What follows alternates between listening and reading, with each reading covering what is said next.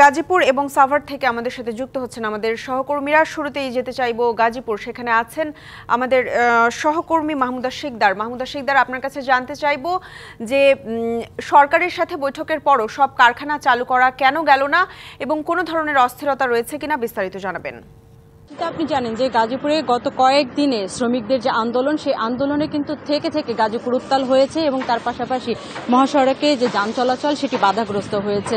গতকালকে যে মিটিংটি হয়েছে, আলোচনা, সেই আলোচনার পরে কিন্তু সিদ্ধান্ত হয়েছে যে সব কলকারখানা খুলে দেওয়ার, কিন্তু সেই এই সিদ্ধান্তের পরেও গাজীপুরে আমরা সকালে জানতে পেরেছি যে শিল্প পুলিশের যিনি এসপি আছেন সরওয়ার আলম, তিনি আমাদেরকে জানিয়েছে গাজীপুরে 13টি কারখানা কিন্তু খোলেনি এবং তার কারণ হিসেবে তিনি যেটি জানিয়েছেন যে তারা আসলে দেখছে যে আবার কোনো ধরনের কোনো ঝামেলা সৃষ্টি হয় কিনা, কারণ এই কারখানাগুলোতেই কিন্তু বকেয়া বেতন, তারপরে বেতন বৃদ্ধি, তার পাশাপাশি মাতৃকালীন ছুটি, বিভিন্ন ধরনের যে দাবি দাওয়াগুলো, সেই দাবি দাওয়াগুলো নিয়ে কিন্তু এই কারখানাগুলোতে দফায় দফায় আপনার বিক্ষোভ হয়েছে, শ্রমিকরা মহাসড়ক অবরোধ করেছে, ভাঙচুর হয়েছে। তো সেই ক্ষেত্রে আসলে মালিকরা দেখছে যে আজ খোলার পরে যদি আবার এখানে ঝই ঝামেলা সৃষ্টি হয়, তার কারণে একটা ফ্যাক্টরি খোলার পেছনেও কিন্তু তাদের একটা খরচ থাকে। এই খরচের চিন্তা ভাবনা করে যাতে আবার ভাঙচুর না হয়, এই জিনিসগুলো চিন্তা ভাবনা করেই তারা আসলে একদিনের জন্য বন্ধ রাখার সিদ্ধান্ত নিয়েছে। এবং গাজীপুরে যেহেতু একটি শিল্পাঞ্চল এলাকা, এখানে প্রচুর পরিমাণে কলকারখানা আছে, এর ভিতরে কিন্তু অন্য যে কলকারখানাগুলো আছে সেই কলকারখানাগুলো কিন্তু একদম শান্তিপূর্ণভাবে কাজ চলছে।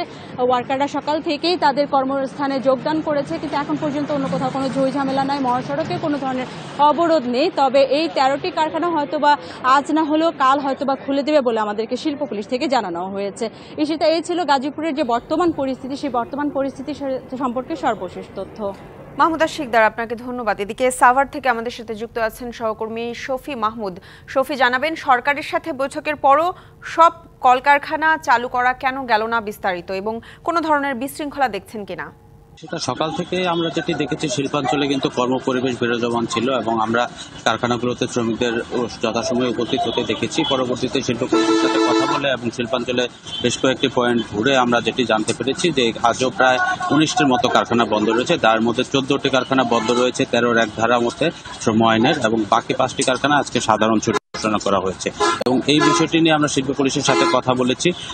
তিনি যেটি জানিয়েছেন যে এই অঞ্চলে কিছু ফ্যাক্টরি যেগুলো আজকে বন্ধ রয়েছে এবং সাধারণ ছুটি রয়েছে, তাদের বন্ধ থাকার পিছনে মূল যে কারণগুলি সেগুলি হচ্ছে আর্থিক সংকটের কারণে তারা কিছু ফ্যাক্টরির বেতন দিতে পারেনি এবং মালিক পক্ষের সাথে শ্রমিকদের কিছু অভ্যন্তরীণ ব্যাপারে যে সমঝোতা প্রয়োজন ছিল সেটি এখন পর্যন্ত তাদের মধ্যে বনা হয়নি।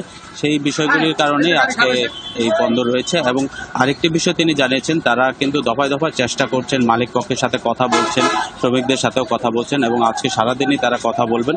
তারা আশা প্রকাশ করেছেন যে খুব শীঘ্রই মালিক পক্ষের সাথে সমঝোতার মাধ্যমে এই কারখানাগুলো খুলে দেওয়া হবে।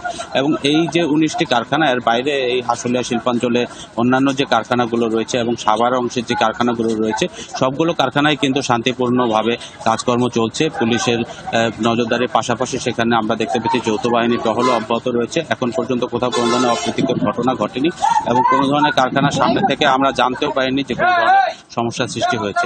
তবে সর্বোপরি যদি এই আশুলিয়া শিল্পাঞ্চলের পরিস্থিতি আজকে অনেকটাই স্বাভাবিক রয়েছে এবং এই স্বাভাবিক শিল্পাঞ্চলে যে কয়েকটি কারখানা বন্ধ রয়েছে সেগুলো খুলে দেওয়ার জন্য শিল্প পুলিশের পাশাপাশি মালিক পক্ষ এবং শ্রমিকরা একসাথে বৈঠকের মাধ্যমে খুব দ্রুতই সিদ্ধান্তে আসবেন।